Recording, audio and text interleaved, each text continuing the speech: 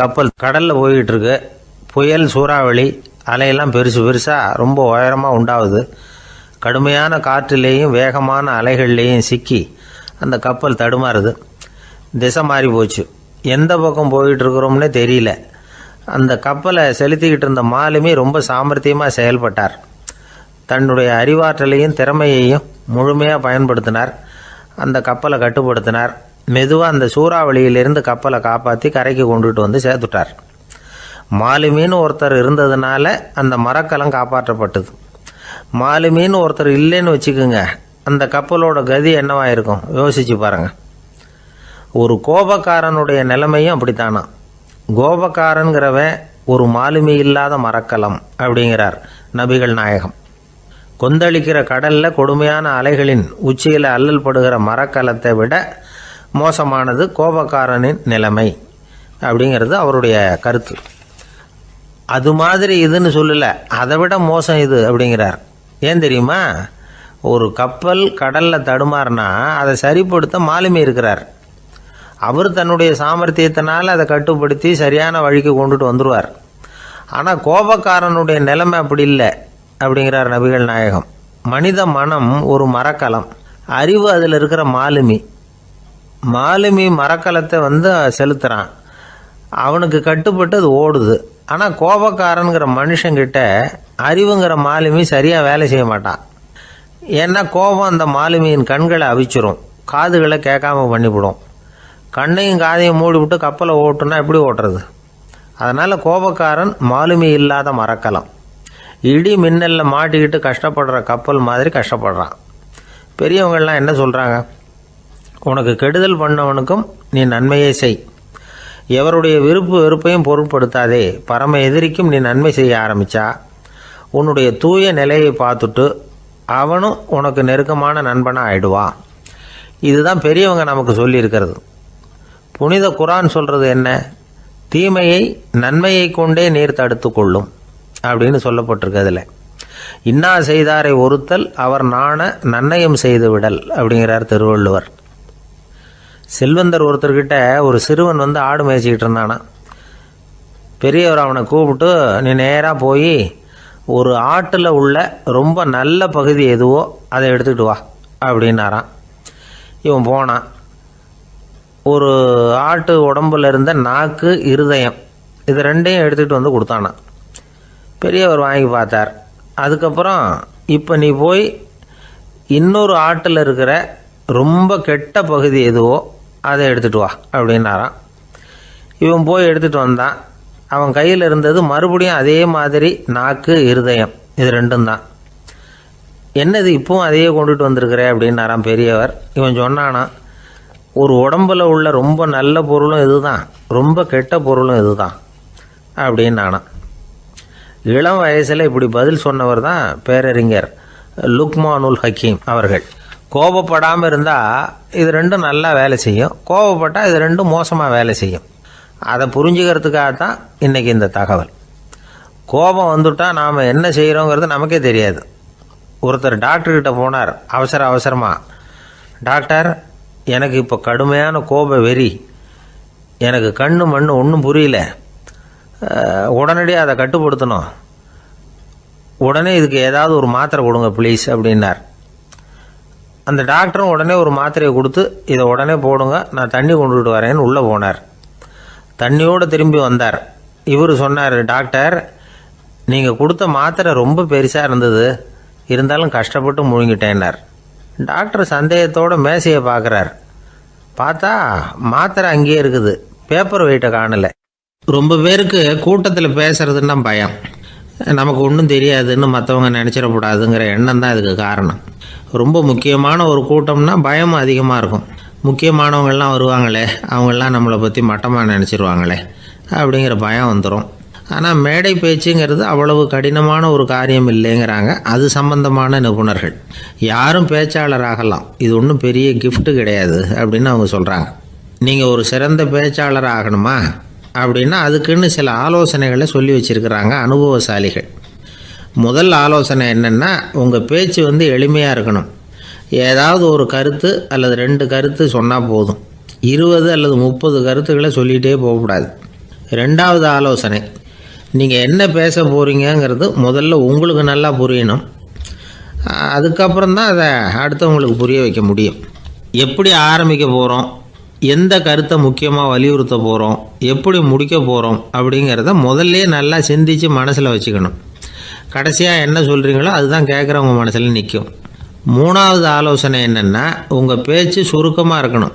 ஒரு 15 நிமிஷம் பேசுகிறது ரொம்ப பொருத்தம். மணிக்கணக்கில் பேசிக்கிட்டு இருக்கிறது நல்லதில்லை. நாலாவது ஆலோசனை, நீங்கள் பேசுகிறது உண்மையாக இருக்கணும். உங்களுக்கு உண்மையான அனுபவங்கள் இருக்கும், அதை சொல்லலாம். உங்களுடைய உண்மையான அனுபவங்களை மற்றவங்களோட பகிர்ந்துக்கணும், அதுதான் முக்கியம். ஐந்தாவது ஆலோசனை, ஆரம்பத்தில் கொஞ்ச நேரம் உங்களை பற்றியும் எதிரில் உள்ளவங்களை பற்றியும் சம்மந்தப்படுத்தி ஏதாவது பேசி ஒரு நெருக்கத்தை ஏற்படுத்திக்கணும். ஒவ்வொருத்தரும் இப்போ இவர் பேச போகிறது நம்ம சம்மந்தப்பட்டது அப்படின்னு நினைக்க ஆரம்பிச்சிருவாங்கல்ல, அதுக்கப்புறம் அவங்க கேட்க தயாராகிட்டாங்கன்னு அர்த்தம். எதிரில் உட்காந்துருக்கிற கூட்டத்திலேருந்து 3 பேரை தேர்ந்தெடுங்க. அதாவது வலது பக்கம் ஒருத்தர், நடுவில் ஒருத்தர், இடது பக்கம் ஒருத்தர். அதாவது உங்களை ரொம்ப கனிவாகவும் ஆர்வமாகவும் பார்க்குறவராக பார்த்து தேர்ந்தெடுத்துங்க மனசுக்குள்ளே. நீங்கள் பேசும்பொழுது என்ன பண்ணணும்னா, இவங்களை நேருக்கு நேராக மாறி மாறி பார்த்துக்கிட்டே பேசுனீங்கன்னா நீங்கள் ஏதோ ஒட்டுமொத்த கூட்டத்தையும் பார்த்து பேசுகிறதாக ஒரு உணர்வு அது ஏற்படுத்திவிடும். ஆறாவது ஆலோசனை என்னென்னா, சொற்பொழிவுன்னா நீங்கள் பேசணும், படிக்கக்கூடாது. எழுதி படிக்கிறது நல்லா இருக்காது. குறிப்புகள் வேணும்னா வச்சுக்கலாம். படிக்கிறது பேப்பர்லேருந்து வர்றது மாதிரி இருக்கும், பேசுகிறது இதயத்திலேருந்து வர்றது மாதிரி இருக்கும். அப்புறம் ஏழாவது ஆலோசனை சொல்கிறாங்க.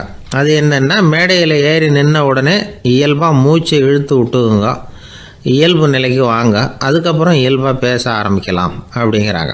இவ்வளவும் பேச்சு கலையில் வல்லுநர்களாக இருக்கிறவங்க சொல்லுகிற ஆலோசனைகள். இதையெல்லாம் கடைபிடிச்சா நமக்கும் அதுக்கும் வெகு தூரம்னு நினச்சிக்கிட்டு இருந்த ஒன்று இப்போ கிட்டத்தில் நெருங்கி வந்துடும்.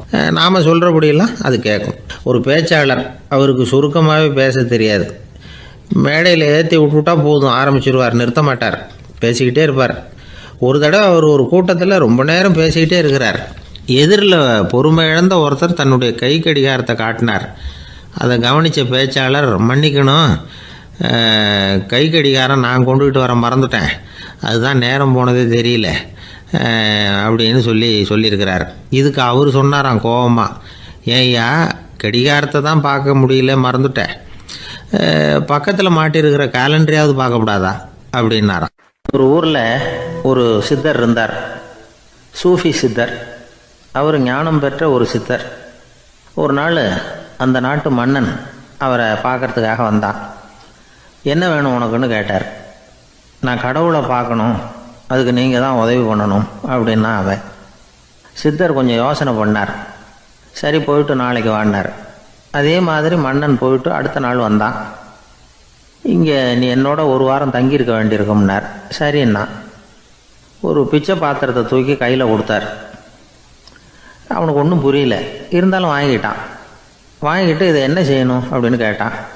இதை ஒன்றும் செய்ய வேணாம், இதை எடுத்துக்கிட்டு பக்கத்தில் உள்ள கிராமங்களுக்கு போ, வீடு வீடாக பிச்சை எடுத்துக்கிட்டு வா, அப்படி வந்த பிறகு தான் உனக்கு சாப்பாடும் ஓய்வும் கிடைக்கும். ஒரு வாரம் இப்படி செய், அதுக்கப்புறம் 8வது நாள் நாம் கடவுளை பற்றி யோசிக்கலாம் அப்படின்னார்.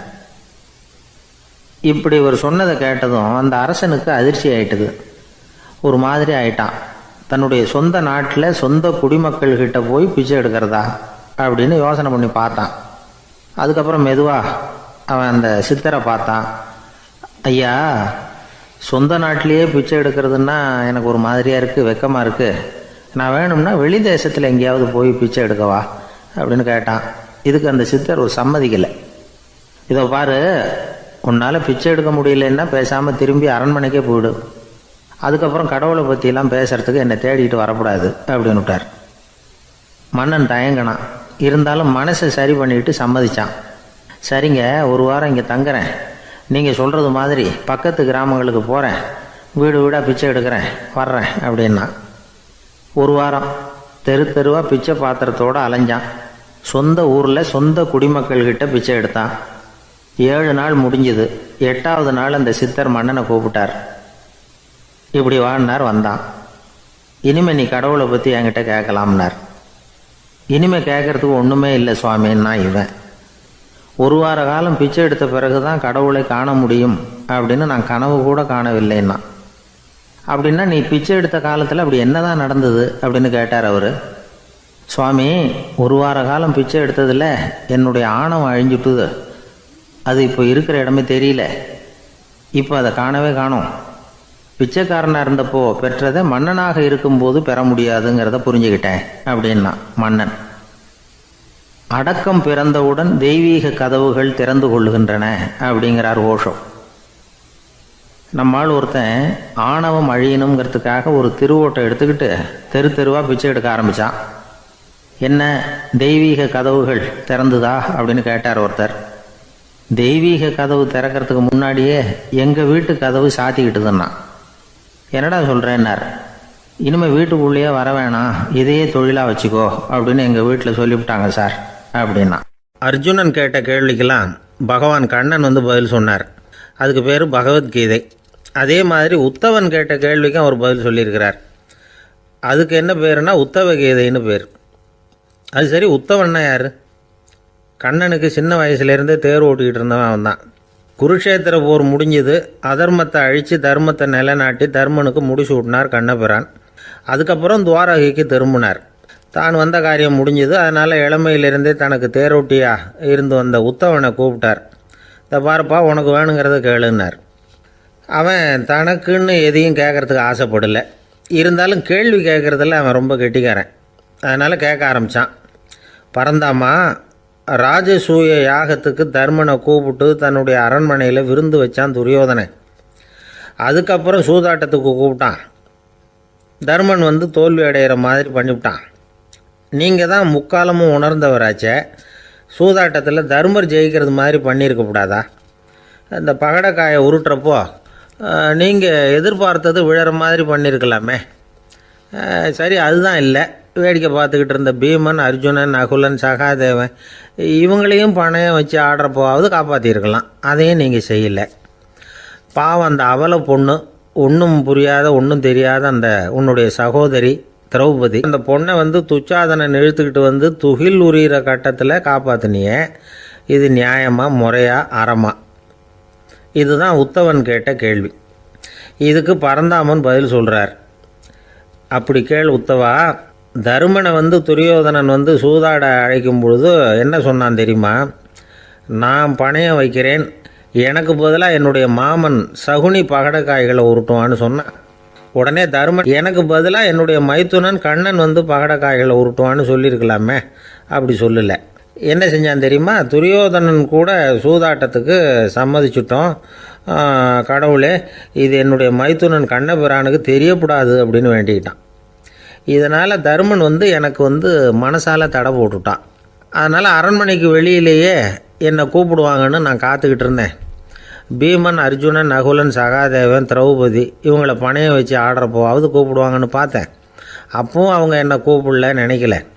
திரௌபதியை துச்சாதனன் கூந்தலை பிடிச்சி இழுக்கிறான். அப்போ கூட அவள் தன்னுடைய உடல் பலத்தால் தடுக்கிறதுக்கு முயற்சி பண்ணாலே தவிர என்ன நினைக்கல. துரியோதனன் சபைக்கு இழுத்து செல்லப்பட்ட திரௌபதி அறநூல்களையும் அரச நீதிகளையும் சொல்லிக்கிட்டு இருந்தாலே தவிர என்ன நினச்சே பார்க்கல. துகில் உரிகிற கட்டத்தில் தான் ஹரி ஹரி கண்ணா பரந்தாமன்னு கூப்பிட்டா. அதனால தான் அப்போ போய் நான் காப்பாற்றினேன் அப்படின்னா பரந்தாமன். அப்படின்னா நீ அழைச்சாதான் போவியா, நீயா போக மாட்டியா அப்படின்னு கேட்குறான் உத்தவன். ஆமாம், நான் கூப்பிட்டா தான் போவேன். மனிதர்கள் செய்யக்கூடிய செயல்களையெல்லாம் அவங்கவுங்க போக்கிலேயே விட்டுட்டு வேடிக்கை பார்த்துக்கிட்டு இருப்பேன். நான் குறுக்கிட்டு ஒன்றுமே செய்ய மாட்டேன் அப்படின்னா பரந்தாமன். மனுஷன் தவறு பண்ணுனா திருத்த மாட்டியா, சும்மா பார்த்துக்கிட்டு தான் உட்காந்துருப்பியா அப்படின்னு கேட்குறான் உத்தவன். நான் மனுஷனுடைய உள்ளத்தில் இருக்கிறப்போ என் எதிரில் மனுஷன் தவறு பண்ண மாட்டான் அப்படின்னு ஆனால் கண்ணன். அதாவது யார் நினைக்கிறாங்களோ அவங்க உள்ளத்துலலாம் அவன் இருக்கிறான். அப்படி இருக்கிறப்போ தவறு செய்ய மனுஷன் அஞ்சுவான். இதுதான் உத்தவ கீதைங்கிறது. இந்த காலத்துலேயும் சில பேர் பகவான் மாதிரி அடுத்தவங்க கஷ்டப்படுறத வேடிக்கை பார்த்துக்கிட்டு இருக்கிறது உண்டு. அன்றைக்கி அப்படித்தான் நடுத்தெருவில் ஒரு திருடனை பிடிச்சி எல்லாரும் சேர்ந்து அடிச்சுக்கிட்டு இருக்கிறாங்க. ஒரு ஆள் மட்டும் தள்ளி நின்று அதை வேடிக்கை பார்த்துக்கிட்டு இருக்கான். பார்த்துக்கிட்டு சிரிச்சுக்கிட்டு இருக்கிறான். என்ன சார் இது, பாவம் அந்த ஆளை போட்டு அப்படி அடிக்கிறாங்களே அப்படின்னோம். அடிக்கட்டும் சார், அவன் அடி வாங்க வேண்டிய ஆள் தான் அப்படின்னா அவன். ஏன் சார் அப்படி சொல்கிறீங்க அப்படின்னு கேட்டோம். பின்ன என்ன சார், நான் ஒருத்தர் பையில் இருந்த பர்ஸை எடுக்கிறதுக்கு முயற்சி பண்ணிக்கிட்டு இருந்தேன். அதுக்குள்ளே அவன் முந்திக்கிட்டு அபேஸ் பண்ணிவிட்டான். பர்ஸை அவன் எடுத்துட்டான். பார்க்கறது நான், எடுக்கிறது அவனா? என்ன சார் நியாயம் இது? நல்லா வாங்கட்டும் அப்படிங்கிறான். ஜெருசலேம் அங்கே உள்ள ஒரு தேவாலயம். அதில் உள்ள பலிபீடத்தின் முன்னாடி ஒரு பெட்டி உண்டு. அது காணிக்கை பெட்டி. ஆலயத்துக்கு வர்றவங்க பிரார்த்தனை பண்ணிவிட்டு திரும்பி போகிற சமயத்தில் அந்த பெட்டியில் காணிக்கை போடுவாங்க. அவங்களால எவ்வளவு முடியுமோ அவ்வளவு போடுறது வழக்கம். அவங்கவுங்க வசதிக்கு தகுந்த மாதிரி போடுவாங்க. வசதி உள்ளவங்களாக இருந்தாலும் சரி, வசதியே இல்லாத வறியவர்களாக இருந்தாலும் சரி, ஆலய காணிக்கை பெட்டியில் காசு போடுறது அவங்களுக்கு ரொம்ப பெருமையான ஒரு செயல். ஒரு சமயம் இயேசு தம்முடைய சீடர்களோடு அந்த ஆலயத்துக்கு வரார். அங்கே உட்காந்து ரொம்ப நேரம் வழிபாடு பண்ணிகிட்டு இருக்கிறார். சீடர்களும் அந்த ஜபத்தில் கலந்துக்கிட்டாங்க. வழிபாடு முடிஞ்சுது. இயேசு உட்காந்துருக்கிறார். காணிக்கை பெட்டியில் காசு போடுறவங்கள கவனிக்கிறார். சீடர்களும் அதையே கவனிச்சிக்கிட்டு இருக்கிறாங்க. ரொம்ப பேர் வரிசையாக வந்தாங்க. அவங்களால முடிஞ்ச அளவுக்கு காசு போட்டுட்டு அவங்க பாட்டுக்கு போய்கிட்டு இருக்கிறாங்க. வசதியானவங்க நிறைய பேர் வந்தாங்க. அதுக்கு மத்தியில் வயசான ஒரு அம்மா, அவங்களும் வந்து காசு போட்டுட்டு போகிறாங்க. இப்போ இயேசு தன்னுடைய சீடர்கள் பக்கம் திரும்பினார். ஒரு கேள்வி கேட்டார். இப்போ இந்த காணிக்கை பெட்டியில் நிறைய பேர் வந்து காசு போட்டுட்டு போகிறத நீங்கள் கவனிச்சிங்க. இன்றைக்கி இந்த காணிக்கை பெட்டியில் ரொம்பவும் அதிகமாக காசு போட்டது யார் அப்படின்னு கேட்டார். முதல்ல வந்தார் ஒரு பெரிய மனுஷன், அவர் தான் அதிகமாக போட்டார் அப்படின்னார் ஒருத்தர். மூணாவதாக வந்தவர் தான் அதிகமாக போட்டார், நான் கவனித்தேன் அப்படின்னாரு இன்னொருத்தர். இப்படி ஆளுக்கு ஒரு விதமாக சொல்கிறாங்க. கடைசியாக இயேசு சொன்னாராம், இன்றைக்கு அந்த பெட்டியில் அதிகமாக காசு போட்டவங்க அந்த வயசான அம்மா தான் அப்படின்னாராம். சீடர்களுக்கு ஒன்றும் புரியல. அந்த அம்மா ரொம்பவும் ஏழையாச்சே, அவங்க எப்படி அதிகமாக காணிக்கை செலுத்த முடியும் அப்படிங்கிறது அவங்க சந்தேகம். இயேசு விளக்குனார். நிறைய பேர் வந்தாங்க, நிறையவே காசுகள் போட்டாங்க, அது உண்மைதான். ஆனால் அந்த அம்மா என்ன பண்ணாங்க கவனிச்சிங்களா? வந்தாங்க, தன்னுடைய காசு பையை திறந்தாங்க, அப்படியே கொட்டுனாங்க. அதில் இருந்தது 2 காசுகள் தான். அந்த 2 காசும் காணிக்கை பெட்டியில் விழுந்துட்டுது. மற்றவங்கள்லாம் தங்கள்கிட்ட இருந்த செல்வத்தின் ஒரு சிறு பகுதியை எடுத்து பெட்டியில் போட்டாங்க. ஆனால் இந்த அம்மா தன்கிட்ட என்ன இருந்ததோ அதை அப்படியே போட்டுட்டாங்க. தன்னுடைய பிழைப்புக்காக வச்சுருந்த அவ்வளவையும் இழக்கிறதுக்கு தயாராகிட்டாங்க. அவ்வளவு தாராள மனசு அவங்களுக்கு. அதனால் அவங்க செலுத்தின காணிக்கை தான் அளவில் அதிகம் அப்படின்னார். விலை மதிப்பில்லாத முத்து புதையல் ஒருத்தனுக்கு கிடைக்க போகுதுன்னு வச்சுக்கோங்க. அதன் மதிப்பை உணர்ந்தவன் என்ன பண்ணுவான்? அதை அடையிறதுக்காக தன்கிட்ட இருக்கிற எதையும் கொடுக்கறதுக்கு தயாராக இருப்பான் இல்லையா? அது மாதிரி தான் இதுவும் அப்படின்னார். உலக மதிப்பீடுகளை துரும்பா தூசியாக மதித்து அதையெல்லாம் உதறி விடுகிறவன் இறையருள் அப்படிங்கிற இணையில்லாத செல்வத்தை பெறுகிறான் அப்படிங்கிறது இதில் உள்ள கருத்து. இறைவனுக்காக இழப்பதுன்னா துன்பப்படுகிறவர்களுக்காக, ஏழைகளுக்காக, ஏதுமற்றவர்களுக்காக இழப்பது அப்படின்னு அர்த்தம். உங்கள் அயலானுக்கு நீங்கள் என்ன உதவி செய்தாலும் அதை எனக்கே செய்கிறீர்கள் அப்படின்னு இயேசு சொல்லியிருக்கிறார். அடுத்தவங்களுக்கு உதவணுங்கிற குணம் இன்றைக்கி ரொம்ப குறைஞ்சி போச்சு. ஒருத்தன் வாழைப்பழத்தோல் வழுக்கி கீழே விழுந்துட்டான். பக்கத்தில் இருந்த நண்பன் உடனே இவனை தூக்கிக்கிட்டு போய் ஆஸ்பத்திரியில் சேர்த்துட்டான். அதுக்கப்புறம் சொன்னான், நீ அந்த வாழைப்பழத்தோலில் காலை வைக்க போகிறத முன்னாடியே நான் கவனிச்சுட்டேன் அப்படின்னானா. அப்படின்னா அப்போவே நீ எனக்கு உதவி செஞ்சுருக்கலாமே அப்படின்னானா அவன். நான் டாக்டருக்கு உதவலாம்னு நினச்சிட்டேன் அப்படின்னா இவன். ஒரு வயசான அம்மா ஒரு நாள் ஃபோன் பண்ணாங்க. ஐயா, நான் இந்த தகவல் நிகழ்ச்சியை தினமும் கேட்குறேன், உங்ககிட்ட ஒரு கேள்வி கேட்கணும் அப்படின்னாங்க. என்னங்க அப்படின்னோம். எனக்கு சொந்தமாக ஒரு நல்ல வீடு இருக்குது, வேணுங்கிற அளவுக்கு பணமும் இருக்குது, கணவரும் ரொம்ப நல்லவர், ரிட்டையர் ஆகி வீட்டில் தான் இருக்கிறார், பிள்ளைங்கள்லாம் பெரிய பெரிய உத்தியோகத்தில் இருக்கிறாங்க, அதில் ஒருத்தன் ஐஏஎஸ்ஸு, பணம்லாம் கூட நிறைய கொண்டாந்து கொடுக்குறாங்க. அப்படி இருந்தும் என் மனசில் நிம்மதி இல்லை, வாழ்க்கையில் ஒரு நிறைவு இல்லை அப்படின்னாங்க. ஏன்னு கேட்டோம். அதைத்தான் நான் உங்களை கேட்குறேன், ஏன் அப்படி அப்படின்னு திருப்பி கேட்குறாங்க. எங்களுக்கு ஒன்றும் புரியல. கொஞ்ச நேரம் குழம்பி போயிட்டோம். இருந்தாலும் அதை அவங்கக்கிட்ட காட்டிக்காமல் கொஞ்சம் சாமர்த்தியமாக, ஏம்மா உங்கள் மனசில் நீங்கள் ஏதோ ஒன்று எதிர்பார்க்குறீங்க, அது நிறைவேறலை அப்படி தானே அப்படின்னு கேட்டோம். ஆமாம் அப்படின்னாங்க. அதுக்கப்புறம் அவங்கக்கிட்ட கொஞ்சம் மனம் விட்டு பேசுகிறப்போ தானாக விஷயம் வெளியில் வந்தது. அதாவது அவங்க பிள்ளைங்க பெரிய பெரிய உத்தியோகத்தில் இருக்கிறதுனால அவசரமாக வந்து பார்த்துட்டு ஓடுறாங்களாம். ஆசையாக அம்மான்னு கூப்பிட்டுக்கிட்டு கிட்ட உட்காந்து கொஞ்ச நேரமாவது என்கிட்ட பேசினா தானே என் மனசு கொஞ்சம் நிம்மதியாக இருக்கும். அது அவங்களுக்கு தெரிய மாட்டேங்குதே அப்படிங்கிறாங்க. இதுதான் அவங்களுடைய ஏக்கம். இந்த ஏக்கம் அந்த தாயின் மனசில் இருந்துக்கிட்டு இருக்குது. இப்படி மகனுடைய அன்புக்காக மட்டுமே ஏங்குற தாய்மார்கள் பல பேர் இருக்கிறாங்க இந்த உலகத்தில். இதை நினைக்கிறப்போ ஒரு வெளிநாட்டு நாடோடி கதை ஞாபகத்தில் வருது. அதாவது கடவுள் படைப்பு தொழிலில் ரொம்ப மும்முரமாக ஈடுபட்டுக்கிட்டு இருந்தாராம். மீன்களை படைச்சாராம், பறவைகளை படைச்சாராம், விலங்குகளை படைச்சாராம். அவருக்கு திருப்தி ஏற்படலை. அதுக்கப்புறம் மனிதர்களை படைச்சிருக்கிறார். அப்பவும் அவருக்கு மன நிறைவு ஏற்படலையா. கடைசியாக தன்னுடைய சக்தி முழுசையும் பயன்படுத்தி குறையே இல்லாத அளவுக்கு ஒரு படைப்பை உருவாக்கினாராம். அந்த உன்னதமான ஒரு படைப்பு அதுதான் பெண், அதாவது தாய். இப்படி உருவாக்கி எல்லாரையும் இந்த உலகத்தில் விட்டுவிட்டாராம்.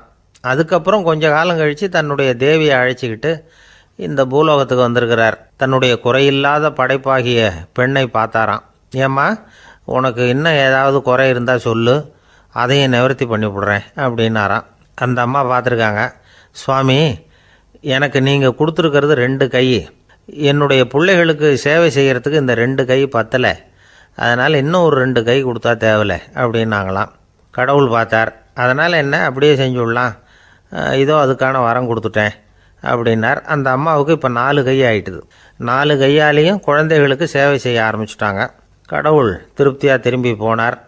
அதுக்கப்புறம் கொஞ்ச காலம் கழித்து மறுபடியும் திரும்பி வந்தார். தேவியோட பெண்ணை பார்த்தார். இப்போ என்னம்மா சந்தோஷந்தானே அப்படின்னாராம்.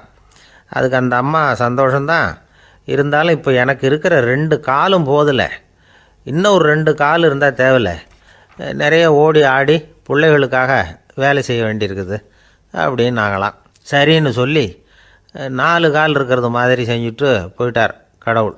மறுபடியும் கொஞ்ச நாள் கழித்து தேவி சொன்னாங்க கடவுள்கிட்ட, நீங்கள் என்ன தான் முயற்சி பண்ணினாலும் முழுமையான ஒரு படைப்பை உங்களால் உருவாக்க முடியாது, அப்படி தான் நான் நினைக்கிறேன் அப்படின்னாங்களாம். அப்படியா சொல்கிறேன், வா அந்த பொண்ணை பார்த்துட்டு வருவோம் அப்படின்னு புறப்பட்டு இங்கே வந்தாங்களாம்.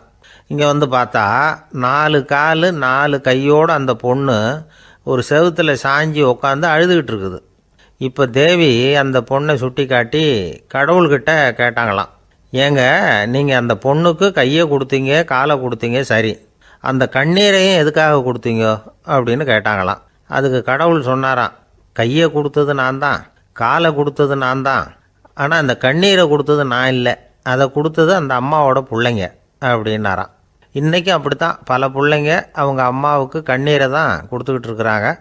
அம்மாவை மதிக்கிற பிள்ளைங்க தான் இன்றைக்கி நல்லபடியாக இருக்கிறாங்கங்கிறது அவங்களுக்கு தெரியறதில்ல. இந்த காலத்து பிள்ளையாண்டான் ஒருத்தன் அவங்க அம்மாக்கிட்டேயும் நல்ல பிள்ளையாக நடந்துக்குவான், மனைவிக்கிட்டேயும் நல்ல கணவனாக நடந்துக்குவான், ரொம்ப சாமர்த்தியம். ஒரு நாள் அவங்ககிட்ட கேட்டாங்க, ஏன்பா உங்கள் அம்மாவும் உன் மனைவியும் சண்டை போட்டுக்கிட்டா நீ எந்த பக்கம் அப்படின்னாங்களாம். வீட்டுக்கு வெளிப்பக்கம் அப்படின்னானா அவன். அங்கே ஒரு புதர் தெரியுது இல்லையா, இந்த புதருக்குள்ளே ஒரு சிங்கம் இருக்குது, அந்த பக்கமாக நான் போகிறப்போ வர்றப்போலாம் அது என்கிட்ட வம்பு வளர்க்குது, தகராறு செய்யுது, என் மேலே பாயுது, என்னை தாக்குது, ஏன்னு தெரியல அப்படின்னுது. இதை கேட்டதும் அந்த குரங்கு சொல்லிச்சு, இனிமேல் கவலைப்படாத, இந்த தடவை நான் உன்னை காப்பாற்றுறேன்னுது. அதுக்கப்புறம் ஒரு நாள் அந்த குரங்கும் கழுதியும் அந்த புதர் பக்கமாக போய்கிட்டு இருந்தாங்க. எதிர்பார்த்தது மாதிரியே நடந்தது. அந்த சிங்கம் எதிரில் வந்தது, கழுதியை பார்த்தது, உடனே அது மேலே பாய ஆரம்பிச்சுட்டுது.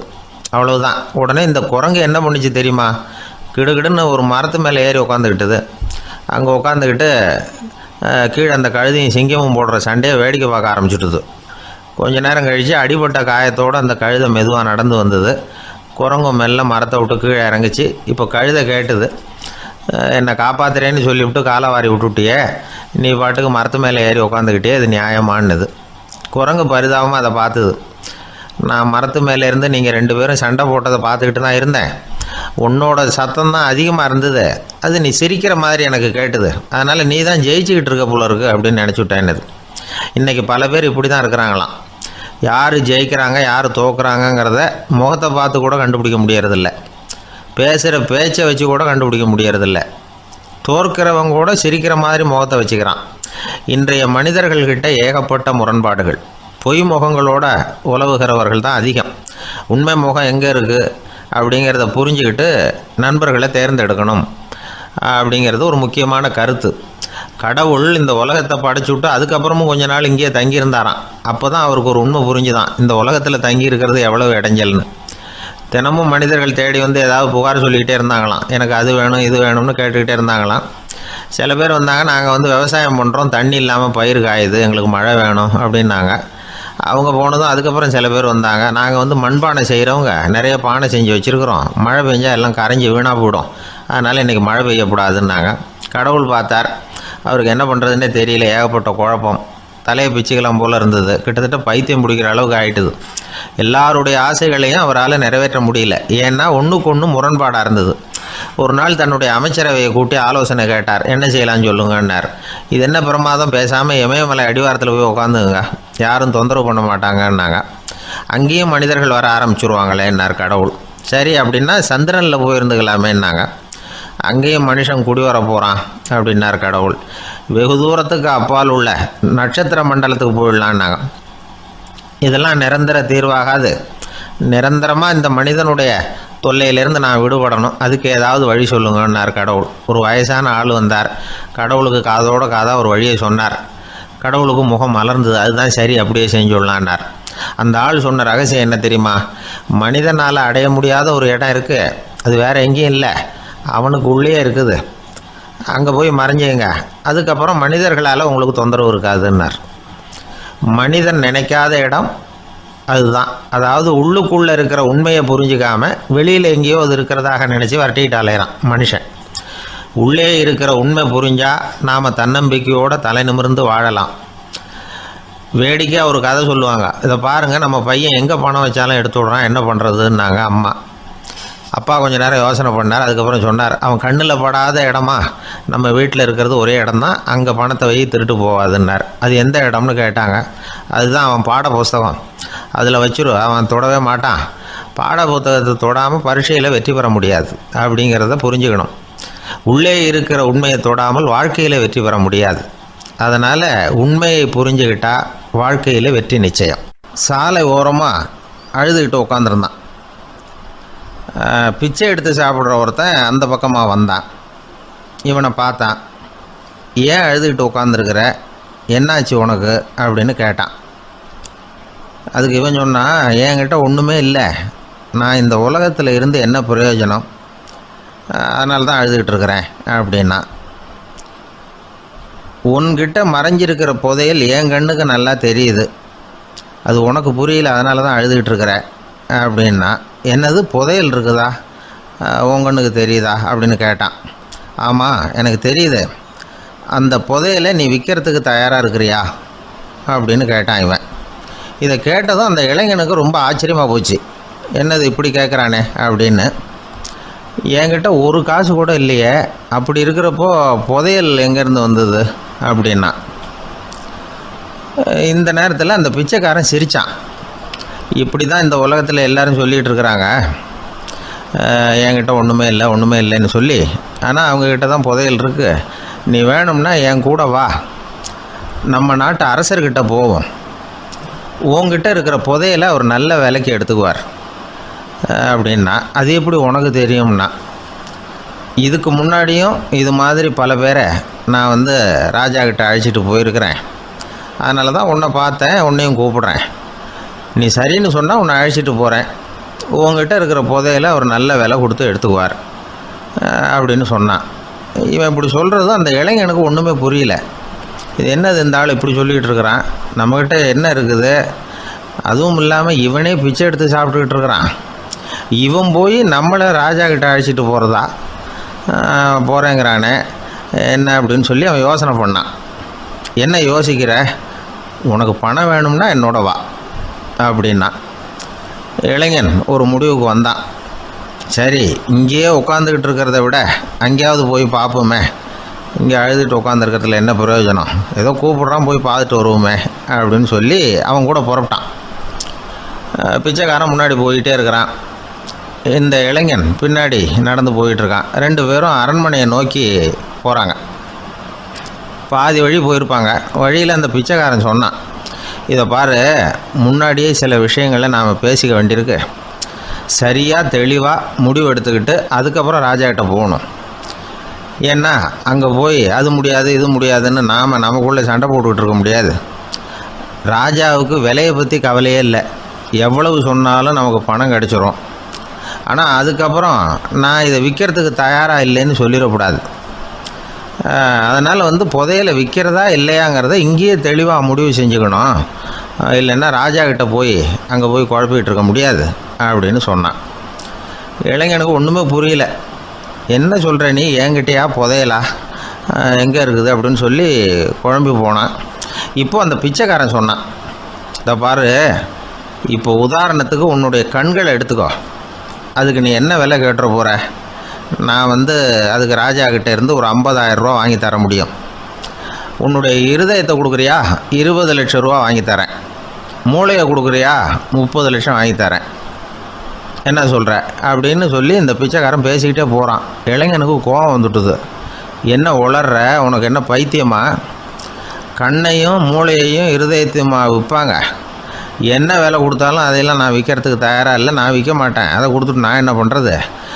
இப்படி நான் மட்டும் இல்லை, யாருமே இதை விற்கிறதுக்கு தயாராக இருக்க மாட்டாங்க அப்படின்னு சொன்னான் அந்த இளைஞன். இவன் இப்படி சொன்னதும் அந்த பிச்சைக்காரன் வாய் விட்டு சிரிக்க ஆரம்பிச்சுட்டான். இப்போ பைத்தியமானது நானா நீயா? லட்சக்கணக்கான கோடிக்கணக்கான ரூபாய் பொறுமானம் உள்ள பொருள்களை உங்ககிட்டயே வச்சுக்கிட்டு விற்க முடியாதுன்னு சொல்கிற நீ தான் ஏழை.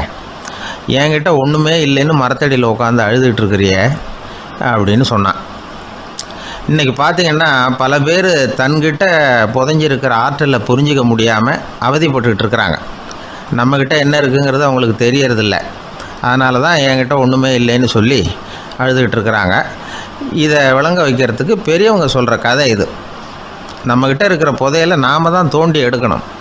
உண்மையான புதையலுங்கிறது உள்ளே இருக்குது. ஆனால் அதை வெளியில் தேடுற ஆசாமிகள் தான் அதிகம். சராசரி மனித இயல்பு அப்படி. நம்மக்கிட்ட விலை மதிக்க முடியாத பகுத்தறிவு இருக்குது. அதை வச்சுக்கிட்டு வாழ்க்கையில் முன்னேறதுக்கு முயற்சி பண்ணணும். என்கிட்ட ஒன்றுமே இல்லைன்னு நினச்சி ஓரமாக உட்காந்துடக்கூடாது. முயற்சி செஞ்சால் முடியாத காரியம் எதுவுமே இல்லை.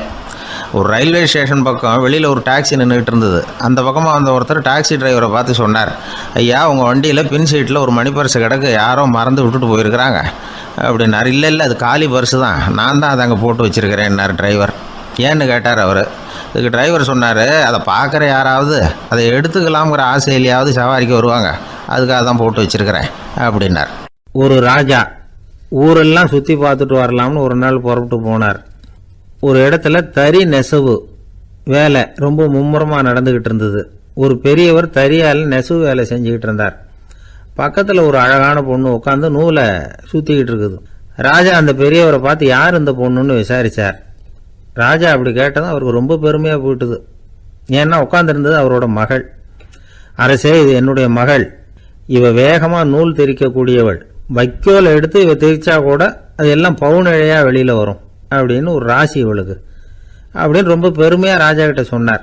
ராஜா இதை கேட்டதும் அசந்துட்டார். அப்படியா, இவ்வளவு அழகும் சாமர்த்தியமும் உள்ள இந்த பொண்ணு என்னோட வரட்டுமே, இவளை என் மருமகளை ஆக்கிக்கிறேன் அப்படின்னார் ராஜா.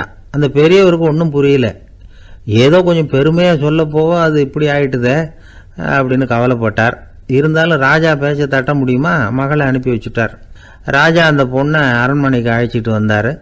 அங்கே ஒரு அறையில் வச்சு பூட்டி விட்டார். அந்த ரூமு நிறைய வைக்கோலை கொண்டாந்து போட்டு அடைச்சாங்க. 3 ராட்டைகள் வேற வச்சுருந்தாங்க. நாளைக்கு பொழுது விடியறதுக்குள்ளே நீ இந்த வைக்கோலையெல்லாம் தங்க இழைகளாக மாற்றி காட்டணும். நாளைக்கு காலம்பரம் நான் இந்த அறை கதவை திறப்பேன்.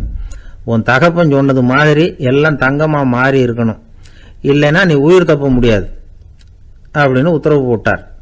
பாவம் அந்த பொண்ணு என்ன பண்ணும், பகல் பூரா அழுதுகிட்டே உட்காந்துருக்குது. ராத்திரி பூராவும் தூக்கம் வரல. மறுநாள் அதிகாலை நேரத்தில் யாரோ கதவை தட்டுற சத்தம் கேட்டுது. பயந்துக்கிட்டே கதவை திறக்கிறா. திறந்து பார்த்தா வெளியில் 3 அவலட்சணமான பெண்கள். ஒருத்திக்கு கால் அகலமாக முறை மாதிரி இருக்குது, இன்னொருத்திக்கு கட்டை விரல் கரண்டி மாதிரி பெருசாக இருக்குது, 3ஆவது பொண்ணுக்கு உதடு தடித்து ரப்பர் மாதிரி தொங்கிக்கிட்டு இருக்கு. யார் நீங்கள், உங்களுக்கு என்ன வேணும் அப்படின்னு கேட்குது இந்த பொண்ணு. நாங்கள் உங்களுக்கு உதவி செய்கிறதுக்கு தான் வந்திருக்கிறோம் அப்படின்னு சொல்லி உள்ளே வந்தாங்க. உட்காந்தாங்க. கொஞ்ச நேரத்துக்குள்ளே உள்ளே இருந்த வைக்கோலையெல்லாம் தங்க இழைகளாக மாற்றி கொடுத்துட்டு போயிட்டாங்க.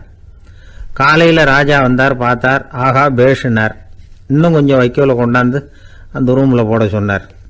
இந்த வைக்கோலையும் இன்றைக்கி தங்கமாக மாற்றிவிடு, நாளைக்கு மறுநாள் உனக்கும் இளவரசனுக்கும் கல்யாணம்னு சொல்லிவிட்டார். இன்றைக்கி ராத்திரி அந்த 3 பொண்ணுங்களும் வந்தாங்க.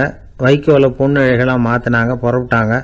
இந்த பொண்ணு அவங்க காலில் விழுந்து வணங்கினா, என் உசுரை காப்பாற்றினீங்க, உங்களுக்கு நான் என்ன கைமாறு செய்ய போகிறேன் அப்படின்னா. பயப்படாத, நீ விரும்பினா எங்களுக்கு ஒரு உதவி செய்யலாம். உன்னுடைய கல்யாணத்துக்கு நாங்கள் 3 பேரும் வரோம்.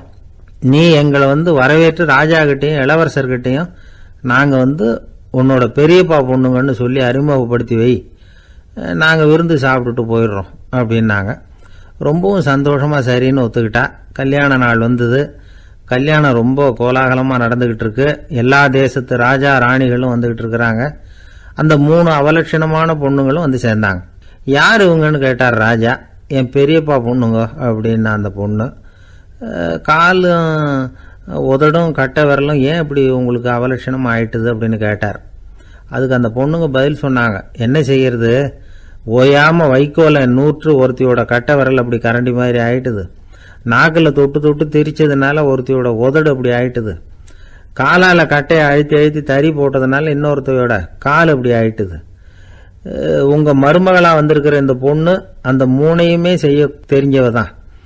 என்ன ஆக போதும் இன்னும் கொஞ்ச நாளில் அப்படின்னாங்க. அவ்வளவுதான். ராஜா பயந்துட்டார். அம்மா, இன்னையிலேருந்து நீ இளவரசனின் மனைவி. நீ எப்பவும் அழகாக இருக்கணும். அதனால் நீ இனிமேல் வைக்கோலை திரிக்கவே கூடாது அப்படின்னு உத்தரவு போட்டார். அவளை இக்கட்டான சூழ்நிலையிலிருந்து காப்பாற்றின அந்த 3 பொண்ணுங்களும் சந்தோஷமாக திரும்பி போயிட்டாங்களாம். சுவாமி சின்மயானந்தர் இந்த கதையை சொல்லியிருக்கிறார். தன்னலம் மறந்து சுயலாபத்தை தியாகம் செய்கிறது வைக்கோல்ல இருந்து தங்க இழையை நூக்கிறது மாதிரி அப்படிங்கிறார் அவர். அது இருக்கட்டும், இப்போ நம்ம கதைக்கு வருவோம். ஒரு ராஜா தன்னோட மகனுக்கு சுயவரம் நடத்தினார். எல்லா தேசத்திலிருந்தும் ராஜகுமாரர்கள் வந்திருந்தாங்க. ராஜகுமாரியை கல்யாணம் பண்ணிக்கலாம்ங்கிற ஆசையில் சுயம்பர மண்டபத்திலிருந்து எல்லா ராஜகுமாரர்களும் அலறி அடிச்சுக்கிட்டு வெளியில் ஓடி வந்துகிட்டு இருக்கிறாங்களாம். ஏன் இப்படி எல்லாரும் மிரண்டு போய் ஓடி வர்றாங்கன்னு கேட்டார் ஒருத்தர். அதுக்கு இன்னொருத்தர் விவரம் சொன்னார். ராஜகுமாரியை இன்னைக்கு தான் அவங்க நேரில் பார்த்தாங்களாம், அதுதான் அப்படி ஓடி வந்துகிட்டு இருக்கிறாங்க அப்படின்னார். காசி மாநகரத்தை பிரம்மதத்தன் அப்படிங்கிற ராஜா ஆட்சி பண்ணிட்டு வந்தார். அவர் ஒவ்வொரு வருஷமும் ஒரு திருவிழா நடத்துறது வழக்கம். எல்லா தேசத்திலிருந்தும் எல்லா வகையான ஜனங்களும் அதில் கலந்துக்குவாங்க. ஒரு சமயம் அது மாதிரி விழா நடந்துகிட்டு இருந்தது.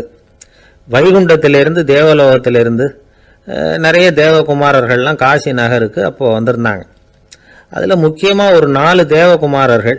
அந்த 4 பேரையும் சுற்றி ஏகப்பட்ட கூட்டம். அப்படி என்ன விசேஷம் அவங்கக்கிட்ட அப்படின்னா, மற்றவங்களை விட அவங்க முகம் அழகாக இருந்ததா அப்படி பார்த்தா அப்படியும் இல்லை. அவங்க அணிஞ்சிருந்த மலர் மாலைகள் தான் அதுக்கு காரணமாக. அந்த மலர்கள்லேருந்து அப்படி ஒரு அபூர்வமான நறுமணம். இதுக்கு முன்னாடி இப்படி ஒரு நறுமணத்தை அந்த ஊர் ஜனங்க அனுபவிச்சதே இல்லை. அதுதான் அந்த 4 பேரையும் சுற்றி கூட்டம். எல்லாரும் கேள்வி கேட்க ஆரம்பித்தாங்க. உடனே அந்த 4 தேவகுமாரர்களும் எல்லாருக்கும் தெரியும்படியாக வானத்தில் எழும்பி கொஞ்சம் உயரமாக நின்றுக்கிட்டாங்க. கீழே நின்றுக்கிட்டு இருந்த அரசன்லேருந்து ஆண்டி வரைக்கும் ஒருத்தர் பாக்கி இல்லாமல் ஒரே குரலில் எல்லாரும் அவங்கள பார்த்து, எங்களுக்கும் இது மாதிரி மாலையை போட்டுக்கணும்னு ஆசையாக இருக்குது, அதுக்கு நீங்கள் தான் அருள் பண்ணணும் அப்படின்னு கேட்டுக்கிட்டாங்க. மாலை போட்டுக்கிறதுனா எல்லாருக்கும் ஆசையாக தானே இருக்கும். அந்த 4 தேவகுமாரர்களில் ஒருத்தர் புத்தர் பிரான். அவர் சொன்னார், பூலோகவாசிகளே, நான் சொல்கிறத கொஞ்சம் பொறுமையாக கேளுங்க.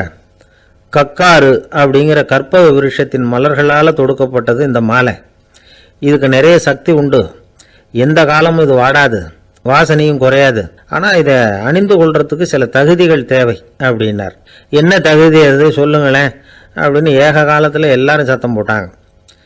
தீய இயல்புகள் உள்ளவங்க, இழிந்த சிந்தனை இழிந்த செயல் உள்ளவங்க இந்த மாலையை அணிய முடியாது அப்படின்னார்.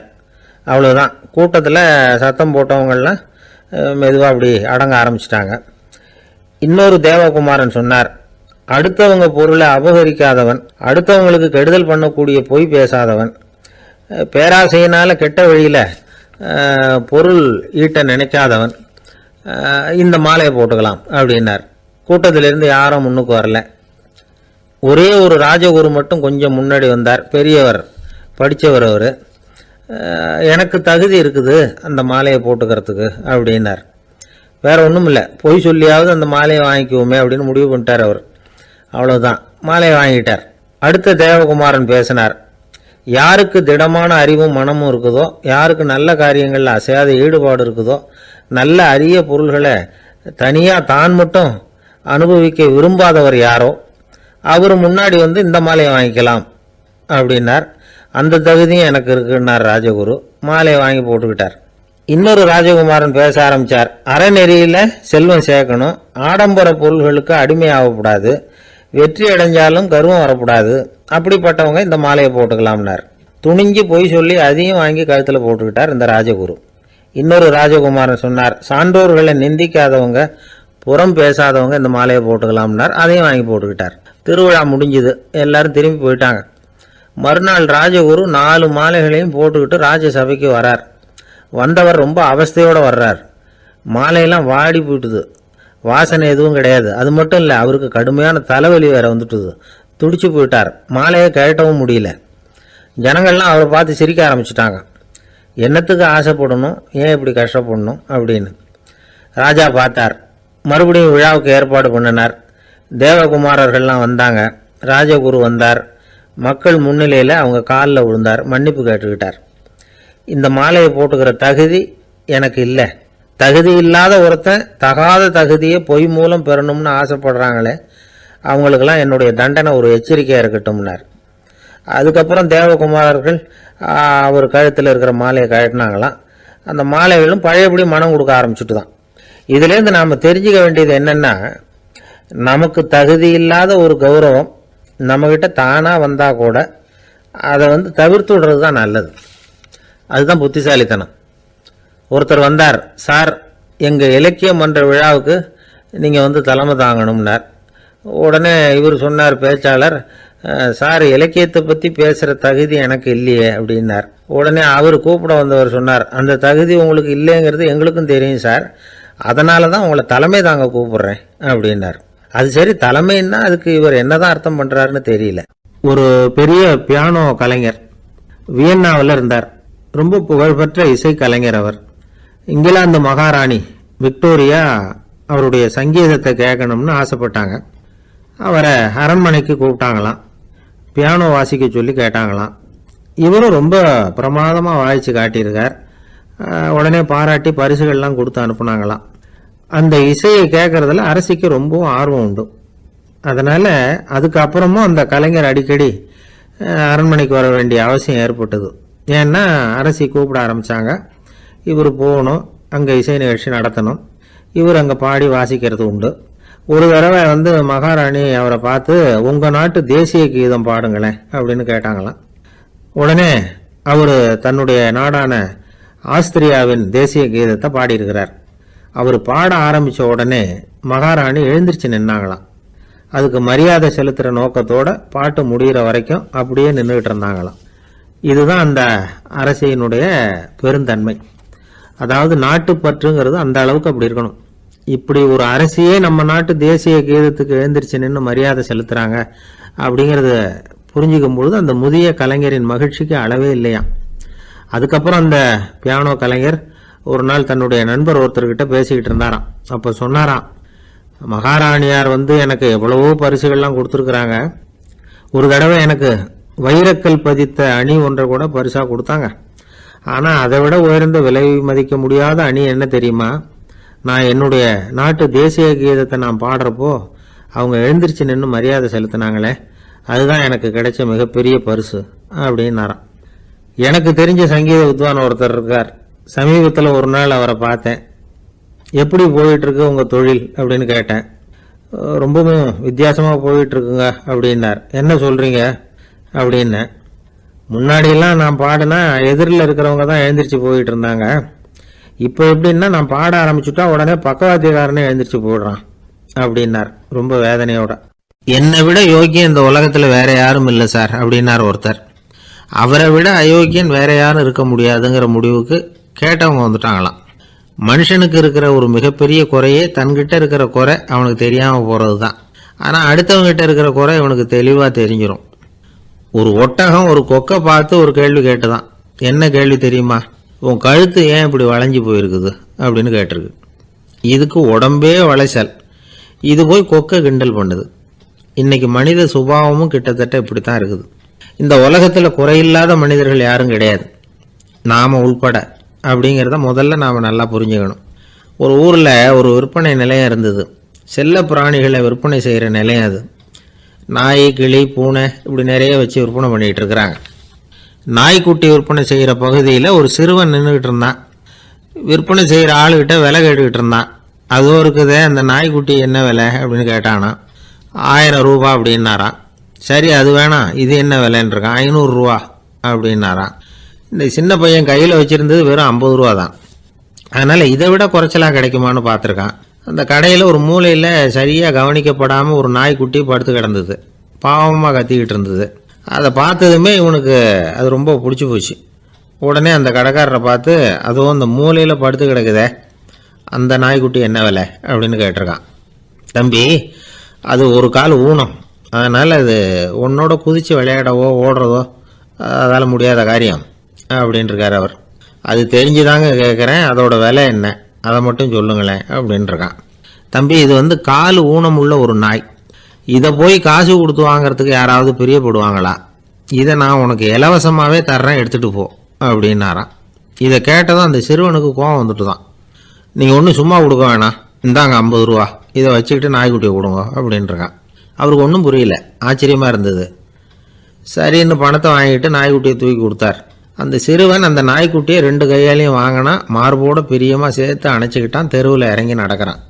அப்படி நடக்கும்பொழுது தான் பார்க்குறார், கடைக்காரர் ஆச்சரியமாக அவனை பார்க்குறார். அப்போ தான் அவருக்கு ஒரு விஷயம் புரியுது. அந்த சிறுவன் தெருவில் நாய்க்குட்டியை மார்போடு அணைச்சிக்கிட்டு விந்தி விந்தி நடந்து போய்கிட்டு இருக்கிறான். ஆமாம், அவனுக்கும் ஒரு கால் ஊனம்.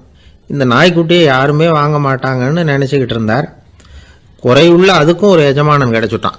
அதனால் ஊனம் ஒரு குறை இல்லை அப்படிங்கிற உண்மையை அந்த கடைக்காரர் புரிஞ்சுக்கிட்டாராம். நம்மால் ஒருத்தர் கொஞ்சம் வயசானவர், எழுந்திரிச்சு சரியாக நடக்க முடியாது, சாய்வு நாற்காலியிலேயே எப்பவும் உட்காந்துருப்பார். அவர் தனக்கு துணையாக ஒரு நாயை பக்கத்தில் வச்சுருந்தார். அதுவும் ரொம்ப வயசான ஒரு நாய், எழுந்திரிக்கவே சிரமப்படும், நடக்கவும் முடியாது. அவர் பக்கத்திலே இதுவும் சோர்ந்து போய் படுத்து கிடக்கும். அந்த பெரியவரை பார்க்க வந்த ஒருத்தர் கேட்டார், ஏங்க, ஒரு சின்ன பையனை உங்களுக்கு துணையாக வச்சுக்கப்படாதா? இந்த நாயை உங்களுக்கு பாதுகாப்பாக வச்சுருக்கிறீங்களே, உங்களுக்கு ஒரு ஆபத்துன்னா இது எப்படி உங்களுக்கு உதவ முடியும் அப்படின்னார். அப்போ அவர் சொன்னாராம், எனக்கு ஒரு ஆபத்துன்னா அந்த சமயத்தில் இந்த நாய் என்னை தனியாக விட்டுட்டு ஓடி போயிடாமல் இருக்கணும்ல, அதுக்காகத்தான் இதை நான் வச்சுருக்கிறேன் அப்படின்னாராம். ஒரு தடவை நாரதர் ஒரு தெரு வழியாக போய்கிட்டு இருந்தார். வழியில் ஒருத்தர் வேத சாஸ்திரம்லாம் படிச்சுக்கிட்டு உட்காந்துருந்தார். அவர் நாரதரை பார்த்து, எங்கே போயிட்டுருக்குறீங்கன்னு கேட்டார். கடவுளை பார்த்துட்டு வரலாம்னு போயிட்டுருக்கிறேன் அப்படின்னார் நாரதர். அப்படின்னா அவர்கிட்ட எனக்கு எப்போ முக்தி கிடைக்கும்னு கேட்டுட்டு வாங்களேன் அப்படின்னார் இவர். சரி, கேட்டு வரேன் அப்படின்னு சொல்லிவிட்டு நாரதர் நடந்தார். கொஞ்சம் தூரத்தில் ஒரு மரத்தடியில் ஒரு தொழிலாளி செருப்பு தைச்சிக்கிட்டு உட்காந்துருந்தார்.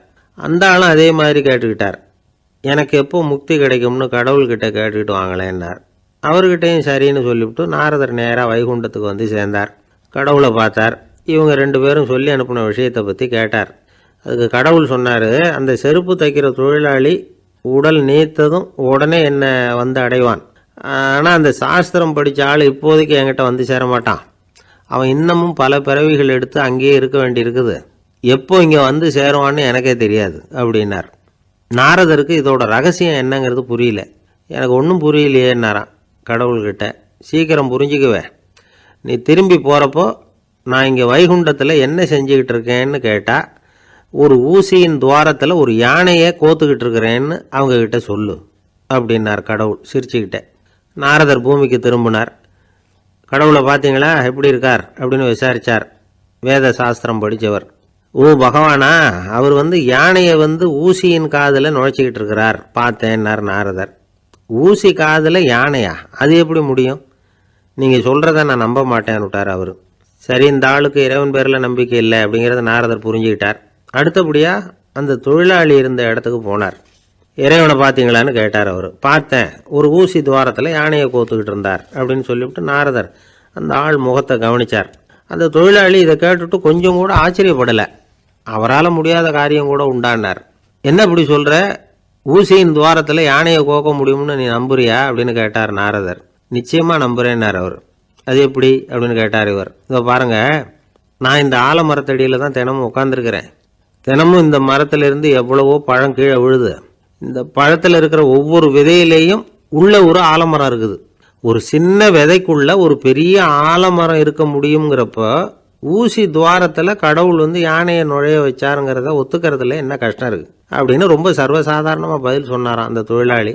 நாரதர் யோசனை பண்ணார், இந்த தொழிலாளி வேத சாஸ்திரங்களையெல்லாம் படிக்கலைன்னா கூட அறிவுபூர்வமாக சிந்திச்சு இறைவனை நம்புகிறான். அதனால தான் கடவுள் இந்த ஆளுக்கு சீக்கிரம் முக்தி கிடைக்கும்னு சொன்னார் அப்படிங்கிறத புரிஞ்சுக்கிட்டாராம். இந்த கதையில் வர்ற கடவுள், நாரதர், வைகுண்டம் இதெல்லாம் ஒரு பக்கம் இருக்கட்டும், ஒரு சின்ன விதைக்குள்ள ஒரு பெரிய ஆலமரம் தூங்கிக்கிட்டு இருக்கு அப்படிங்கிற உண்மை, அந்தரத்தில் 1000 கிரகங்கள் சுற்றிக்கிட்டு இருக்குங்கிற உண்மை, இதெல்லாம் வந்து நாம் பார்த்துக்கிட்டு தானே இருக்கிறோம். இந்த உண்மைகள் வந்து அதிசயமாக நமக்கு தெரியறதுனால அதை வந்து நம்பாமல் இருந்துட முடியாது. இயற்கையை பரிபூர்ணமாக நம்புங்கள், அந்த நம்பிக்கையே நம்ம வாழ்க்கைக்கு ஆதாரம் அப்படிங்கிறத விளக்கறதுக்காக தான் இந்த கதை. இந்த காலத்தில் நம்ம பிள்ளைங்களுக்கெல்லாம் இது மாதிரி நம்பிக்கை அதிகமாகவே இருக்குது. ஒரு நாள் ஒரு சின்ன பையன்கிட்ட கேட்டேன், ஏன்பா கடவுள் வந்து ஒரு பானைக்குள்ளே ஒரு யானையை நுழைய வச்சுட்டாருன்னு சொன்னால் அதை நீ நம்புவியா அப்படின்னு கேட்டோம். நம்புவேன் சார், அது ஒன்றும் பெரிய அதிசயம் இல்லைன்னா. எப்படிறான்னு கேட்டோம். எப்படின்னா அந்த பானை வந்து அந்த யானையை விட பெருசாக இருந்திருக்கும், அவ்வளவுதான் அப்படின்னு சொல்கிறான். ஒரு தீக்குச்சி தீப்பெட்டியை பார்த்து கேட்டுதான், நாம் 2 பேரும் தானே உரசிக்கிறோம், ஆனால் நான் மட்டும் தீ பிடிச்சி எரிஞ்சு போகிறேன், நீ அப்படியே இருக்கிறியே அப்படின்னு தான். அதுக்கு தீப்பெட்டி சொல்லியிருக்குது, உனக்கு தலையில் கணம் இருக்குது அதனால் அழிஞ்சு போகிறேன் அப்படின்னு தான். எப்படி இருக்கு பாருங்கள் இந்த பதில். தலையில் கணம் உள்ளவங்க யாருமே சரியாக இருக்க முடியாது. எவ்வளவு பெரியவங்களாக இருந்தாலும் சரி, ரொம்ப கஷ்டம்தான் அது. கர்வம்ங்கிறது கூடவே கூடாது. இதை விளக்கறதுக்கு மகான் ஒருத்தர் ஒரு சம்பவத்தை சொல்கிறார். அர்ஜுனன் வந்து தீர்த்த யாத்திரை பண்ணானா, அப்போ தென்னிந்தியாவுக்கு வந்திருக்கிறான். ராமேஸ்வரத்துக்கு போனப்போ அங்கே இலங்கைக்கு கல்லுலாம் அடுக்கி போடப்பட்டிருந்த பாலத்தை பார்த்தானா. ஒரு சின்ன குரங்கு அதுக்கு பக்கத்தில் விளையாடிக்கிட்டு இருந்திருக்கு. அதை பார்த்துட்டு அர்ஜுனன் சிரிச்சிருக்கான். ஏன் சிரிக்கிறேன்னு கேட்டிருக்கு அந்த குரங்கு. ராமன் மிகச்சிறந்த வில் வீரன், அப்படி இருக்கிறப்போ அவன் வந்து இலங்கைக்கு அம்புகளாலேயே ஒரு பாலம் கட்டியிருக்கலாம். அதை விட்டுட்டு போயும் உன்ன மாதிரி குரங்குகளை துணையாக வச்சுக்கிட்டு இப்படி ஒரு கருங்கல் பாலத்தை கட்டியிருக்கிறானே அப்படின்னு நானா. அம்புகளால் பாலம் கட்ட முடியுமா அப்படின்னு கேட்டுதான் குரங்கு. ஏன் முடியாது, என்னால் முடியுமேன்னு இருக்கான் அர்ஜுனன். அம்பால் பாலம் கட்டலாம், இருந்தாலும் என்ன மாதிரி குரங்குகள் ஏறி நடந்தா அது தாங்குமா? அதனால தான் ராமர் வந்து கருங்கல் பாலமே கட்டினார் அப்படின்றது குரங்கு சொல்லிச்சான். அப்படியே சொல்கிற, நான் வேணும்னா இப்போ அம்புகளாலேயே ஒரு பாலத்தை கட்டுறேன், நீ அது மேலே ஏறி நடந்து பார். பாலம் விழுந்துட்டுதுன்னா நான் தீ மூட்டி அதில் குதித்து உயிர் தியாகம் பண்ணி விட்றேன் அப்படின்னு நான் ரொம்ப கோபமாக. உடனே அந்த சின்ன குரங்கு பெரிய உருவம் எடுத்துட்டு தான் கையில் கதையோடு அர்ஜுனன் முன்னாடி நிற்கிறான் அனுமன். பார்த்தா, என்னுடைய தலைவர் ராமரையா இழிவாக பேசுகிற, நீ இப்போ பாலம் கட்டு, நான் என்னுடைய பலத்தை காட்டுறேன் அப்படின்னு அனுமன். அர்ஜுனன் வந்து தன்னுடைய காண்டிபத்தை எடுக்கிறான், சரமாரியாக அம்புகளை விடுறான். அதெல்லாம் ஒன்றோட ஒன்று கோத்துக்கிட்டு அப்படியே பாலம் மாதிரி நிற்கிது. அர்ஜுனன் தலை நிமிர்ந்து நின்னான். அனுமன் வந்து உயர கிளம்பி அங்கேருந்து பாலத்தில் வந்து பொத்துன்னு இறங்கினான். பாலம் அப்படியே நொறுங்கி போச்சு தூள் தூளாக. என்ன அர்ஜுனா, இப்போ என்ன செய்ய போகிற அப்படின்னா ஏளனமா. அர்ஜுனன் தலையை தொங்க போட்டுக்கிட்டான். சொன்னபடி தீ மூட்டி அதில் குதிக்கிறதுக்காக 3 தடவை சுற்றி வந்தான். அப்போது கிருஷ்ணர் அங்கே வந்தார். என்ன அர்ஜுனா, என்ன நடக்குது, என்ன இது அப்படின்னு ஒன்றும் தெரியாத மாதிரி கேட்டார். அர்ஜுனன் வாயை திறக்கிறதுக்கு முன்னாடி அனுமன் வாயை திறந்தான், நடந்ததை சொன்னான். அர்ஜுனன் சவால் விட்டபடி உயிர் திறந்தே ஆகணும்னு அனுமன். கிருஷ்ணர் யோசனை பண்ணார். நல்லது, இந்த சவால் விட்டதுக்கும் நடந்ததுக்கும் யார் சாட்சி? பெரிய ஒருத்தரை சாட்சியாக வச்சுக்கிட்டல்லவா நீங்கள் இந்த போட்டியை நடத்தியிருக்கணும் அப்படின்னார். அதனால் என்ன, இப்போ மறுபடியும் அந்த போட்டியை நடத்தி விட்டா போச்சு, என்னால் அந்த அம்பு பாலத்தை நொறுக்க முடியாதா அப்படின்னு அனுமன். சரி, இப்போ மறுபடியும் அது நடக்கட்டும்னார் கிருஷ்ணர். அர்ஜுனன் அம்பு பாலம் அமைச்சான். அனுமன் ஏறி குதிச்சான்.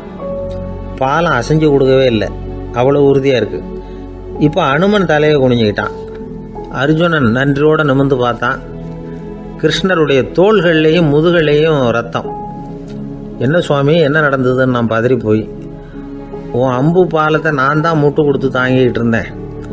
அனுமன் குதிச்சப்போ என் மேலே ஏற்பட்ட காயங்கள் இவை. பின்ன உன்னுடைய அம்பு பாலத்தினாலேயா பாலம் நின்றுதுன்னு நினைக்கிற அப்படின்னாராம். முதல்ல வந்து அர்ஜுனன், அப்புறம் அனுமன் 2 பேருக்குமே கர்வ பங்கம் ஆயிட்டு தான். அதாவது அவங்க கிட்ட இருந்த கர்வம் போயிட்டுது. யாராக இருந்தாலும் கர்வம் கூடாதுங்கிறத இதிலேருந்து நாம் புரிஞ்சுக்கணும். இந்த காலத்தில் நாமெல்லாம் எந்த விஷயத்துக்கெல்லாம் கர்வப்பட்டுக்கிட்டு இருக்கோம் தெரியுமா?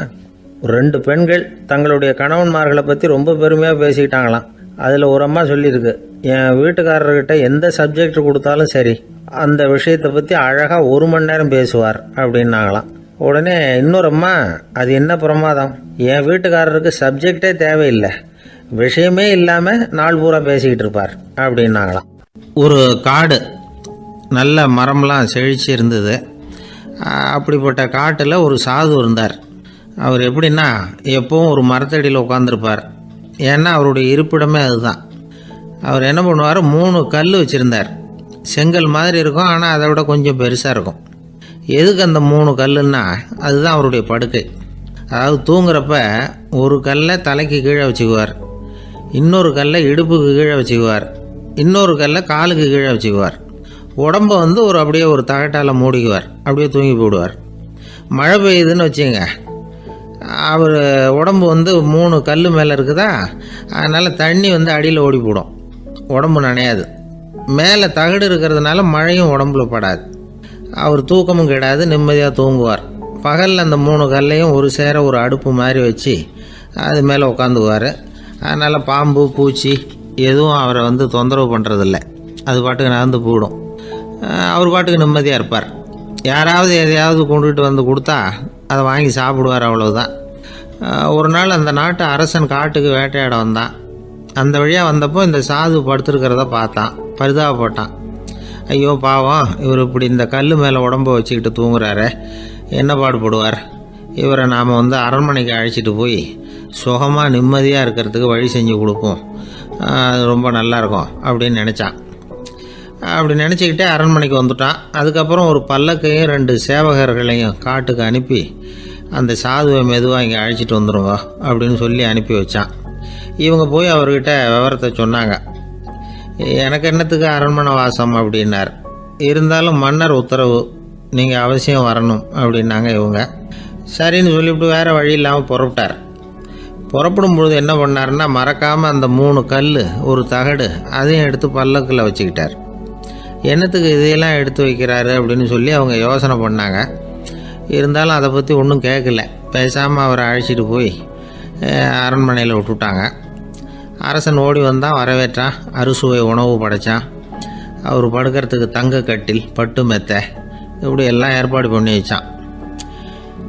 இங்கே படுத்து ஓய்வு எடுத்துங்க அப்படின்னு சொல்லிவிட்டு அவன் பாட்டு போயிட்டான். மறுநாள் காலையில் பார்க்குறான், சாது படுத்துருக்கிறார். எப்படி தெரியுமா, அந்த பட்டு மெத்தை மேலே 3 கல்லையும் வச்சு வழக்கம் போலவே அது மேலே படுத்துருக்கிறார். அதுக்கு மேலே தகடு. அரசன் பார்த்துட்டு அதிர்ச்சி ஆகிட்டான். என்ன சுவாமி இப்படி அப்படின்னா, சாது சொன்னார், எனக்கு தேவையும் இல்லை குறையும் இல்லை, எல்லா இடத்துலையும் எனக்கு ஒரே மகிழ்ச்சி தான் அப்படின்னார். மகிழ்ச்சிங்கிறது தங்க கட்டிலேயோ பட்டு மெத்தையிலேயோ இல்லை, அது மனசில் இருக்கிற ஒரு விஷயம். உண்மையான மகிழ்ச்சிக்கு வழி மனப்பக்குவம் அப்படிங்கிறது அந்த அரசனுக்கு புரிஞ்சுதான். இந்த காலத்தில் ஒரு சாமியார், அவரை தேடி ஒரு சீடன் வந்தான். என்னாச்சு தெரியுமா, சுவாமி எனக்கு நிம்மதி வேணும்